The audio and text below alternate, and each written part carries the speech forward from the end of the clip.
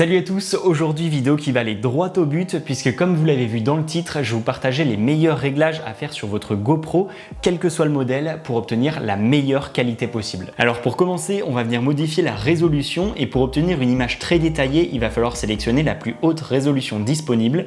Donc pour moi ici c'est du 5,3K.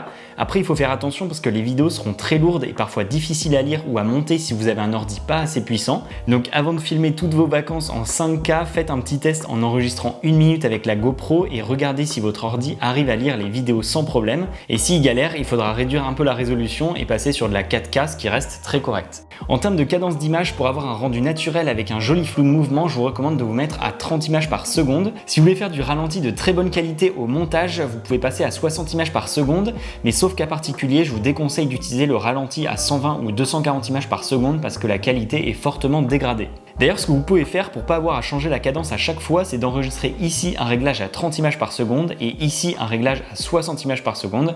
Comme ça, suivant ce que vous filmez, vous avez juste à cliquer sur le mode le plus adapté. À côté de la résolution et de la cadence d'image, on a le choix de l'objectif qui va venir impacter l'aspect de notre vidéo. En choisissant large, on a un très grand champ de vision, ce qui entraîne un effet de fisheye qui a tendance à déformer les choses présentes sur les bords. C'est aussi l'objectif qui permet d'obtenir la meilleure qualité possible puisqu'il n'y a aucun crop dans l'image, on bénéficie de toute la surface du capteur. Si vous voulez un rendu qui ressemble plus à une caméra classique, il faudra choisir le mode linéaire. Du coup, ça va venir zoomer un peu dans l'image, ce qui fait qu'on n'a plus l'effet fisheye et le rendu paraît beaucoup plus naturel. Si vous voulez avoir un effet sympa quand vous faites du VTT ou une activité qui bouge pas mal, vous pouvez activer le maintien de l'horizon, ça marche vraiment super bien.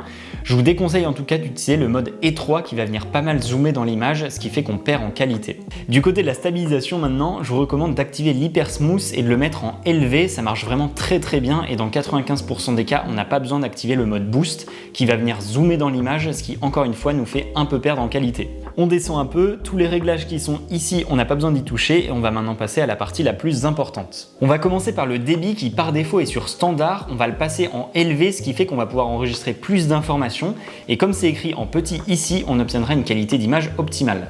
Alors par défaut, l'obturateur est en mode automatique, mais si vous voulez obtenir le meilleur de votre GoPro et faire des plans qui ont un aspect cinématique, il va falloir choisir une valeur qui est égale au double de la cadence d'image.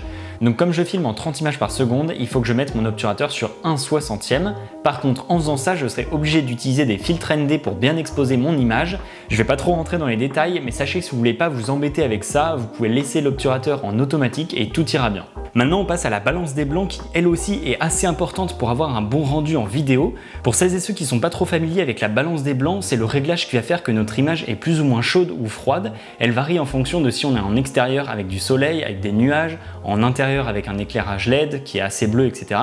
Et quand on laisse la balance des blancs en auto, on a parfois des changements assez brusques qui sont pas super esthétiques. Donc on va venir choisir une valeur juste avant d'enregistrer et elle restera fixe quand on filme. En général, en extérieur, on est autour de 5000 Kelvin et autour de 4000 en intérieur. Maintenant, on va régler nos ISO minimum et maximum. Donc les ISO correspondent à la sensibilité du capteur et plus on va les augmenter, la nuit par exemple, plus il y aura du grain qui va apparaître, ce qui dégrade fortement la qualité de notre vidéo. Pour éviter ce problème, on va laisser nos ISO mini à 100 et on va baisser nos ISO maxi à 100 également.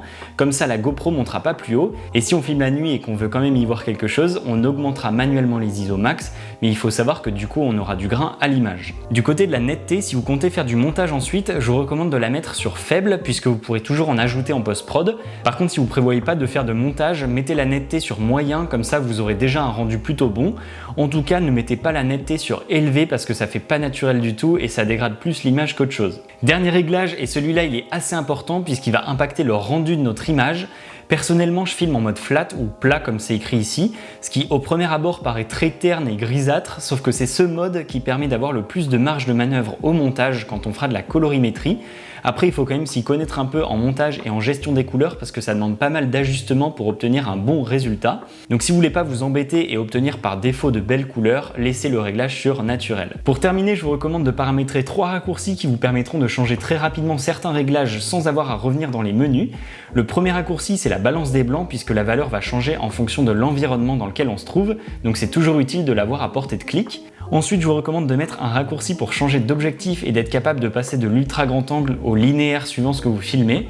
Et pour finir, vous pouvez mettre les ISO max, comme ça en cas de besoin, vous pouvez les augmenter, par exemple si vous filmez dans un environnement plutôt sombre. Voilà pour cette vidéo, j'espère qu'elle vous aura aidé. Si c'est le cas, n'hésitez pas à mettre un petit like et à vous abonner par la même occasion si ce n'est pas encore fait. Et sur ce, on se retrouve très vite dans une prochaine vidéo.